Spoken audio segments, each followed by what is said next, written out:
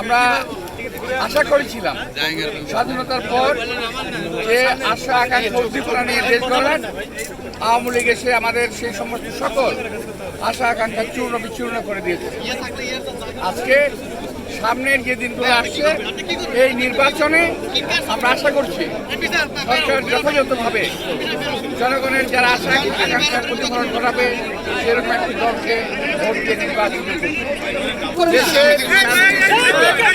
রক্ষা করে অবাধ ও নিরপেক্ষ একটা নির্বাচন হবে এই আশা আমরা করছি। যাতে শীর্ষ স্থান হয় তাইলে বীর মুক্তিযোদ্ধাদেরকে অপমানিত করা হচ্ছে, তাহলে বীর মুক্তিযোদ্ধাদের অবস্থানটা কোথায় এটা একটু ওদের কাছে আমি জানতাম। 1947 সাল থেকে অদ্যাবধি 47 সাল 71 সাল এবং এখন পর্যন্ত দেশের শান্তি কখনো কামনা করে নাই এবং করে না। তারা দেশের স্বাধীনতা চায় নাই, এখনো তারা দেশের স্বাধীনতা চায় না।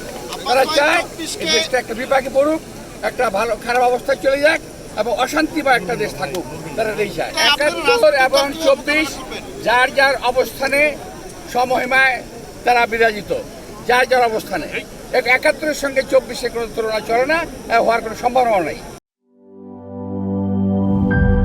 গ্লিটারের টুইন লেমন ও অ্যান্টিব্যাকটেরিয়াল ফর্মুলা বাসনকে চকচকে জীবাণুমুক্ত করে আমাদের দেয় গ্লিটার গ্যারান্টি।